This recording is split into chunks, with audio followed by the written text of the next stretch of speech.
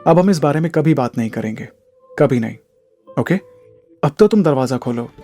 हम इस बात का कुछ और सोल्यूशन ढूंढते हैं। अवनी ने यह बात सुनकर अपनी आंखों से आंसू साफ कर लिए और दरवाजा खोलकर बेड पर बैठ गई। गौतम अगले ही पल अंदर आकर अपने घुटनों पर बैठ गया और अवनी की आंखों में देखने लगा। अवनी, तुम्हें किसी बात की चिंता करने की जरूरत नहीं है। अब ये प्रॉब्लम मेरे ऊपर छोड़ दो, मैं कुछ ना कुछ सॉल्यूशन ढूंढता हूं।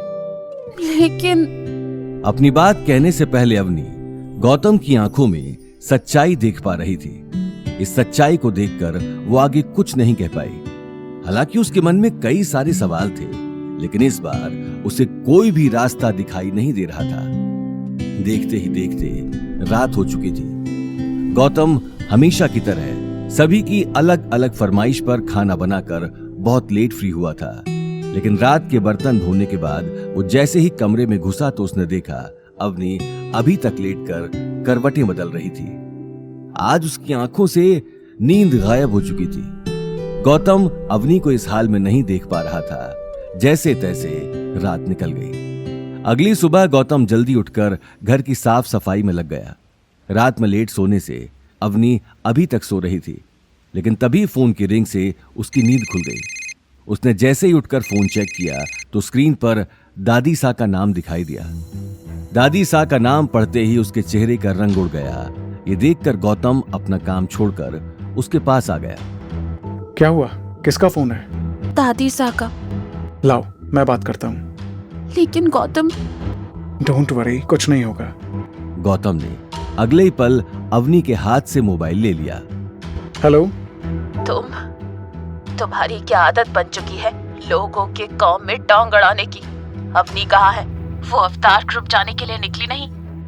नहीं, अवनी की तबीयत आज ठीक नहीं है, इसलिए आज वो रेस्ट कर रही है। वो आज कहीं नहीं जा रही है। तबीयत खराब हो या फिर वो मर ही क्यों ना रही हो, उससे बोलो कि उसे अवतार ग्रुप तो जाना ही पड़ेगा, वरना मैं उसे अग्रवाल ग्रुप क्या जोधपुर में किसी भी कंपनी में काम नहीं करने दूंगी। ये बात सुनते ही गौतम ने गुस्से में कॉल काटकर मोबाइल स्विच ऑफ कर दिया। ये देखकर अवनी को टेंशन होने लगी। गौतम, ये क्या किया तुम? अवनी, आज तुम्हें कहीं जाने की जरूरत नहीं है। आज तुम घर पर बैठकर रेस्ट करोगी, इसलिए मैंने तुम्हारा मोबाइल स्विच ऑफ कर दिया है। ये बात कहते ही गौतम ने अवनी के ऊपर ब्लैंकेट ढक दिया। अवनी आगे कुछ कह नहीं पाई और गौतम को देखकर मुस्कुराने लगी। वहीं दूसरी तरफ गायत्री देवी अग्रवाल हाउस के हॉल में चक्कर काट रही थी।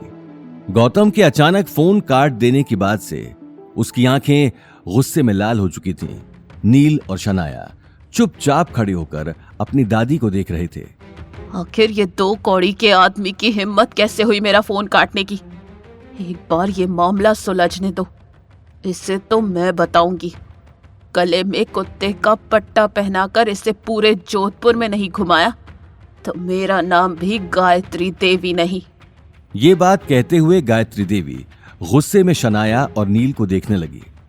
दादी साहब प्लीज, आप इतना गुस्सा मत कीजिए, आपकी तबीयत वैसे ही खराब है। कैसे ना करूं गुस्सा? जिन लोगों की मेरे सामने आवाज भी नहीं निकलती थी वो मेरा फोन काट रहे हैं। इस बात से मुझे गुस्सा नहीं आएगा। हम मिलकर सॉल्यूशन ढूंढते हैं, लेकिन अभी आप प्लीज शांत रहिए। शनाया ने अगले ही पल टेबल से पानी का ग्लास उठाकर गायत्री देवी की तरफ बढ़ा दिया। गायत्री देवी पानी पीकर सोफे पर बैठ गई। आने वाली मुसीबत की टेंशन तीनों के चेहरों पर साफ दिखाई दे रही थी। मेरे पास एक आइडिया है। अभी मैं आपको कुछ समझा नहीं सकती, लेकिन आप मेरे ऊपर भरोसा कीजिए। अगर मेरा प्लान सही बैठा तो चेयरमैन खुद आपको अवतार बुलाएगा और भाई के साथ डील भी साइन करेगा। शनाया अगले ही पल मुस्कुराकर वहां से निकल गई। वहीं दूसरी तरफ गौतम घर का सारा काम करने के बाद मार्केट में सब्जी लेने आ चुका था। मार्केट पहुंचते ही उसे अभिनव का कॉल आ गया। उसने अगले ही पल कार साइड में खड़ी कर दी और कॉल उठा लिया। Yes mister Abhinav. Sir sorry to disturb you, लेकिन यहाँ आपकी सिस्टर इन लॉ आई हुई है और आपसे बात करना चाहती है। मेरी सिस्टर इन लॉ? कौन है और क्या नाम है उसका? सर इनका नाम शनाया है और इन्हें आपसे बहुत जरूरी काम है। शनाया? आगे की कहानी जानने के लिए। देखिए अगला एपिसोड सिर्फ पॉकेट एफएम के यूट्यूब चैनल पर और रॉयल वारिस के सारे एपिसोड्स को सुनने के लिए डिस्क्रिप्शन में दी लिंक से डाउनलोड करें पॉकेट एफएम ऐप।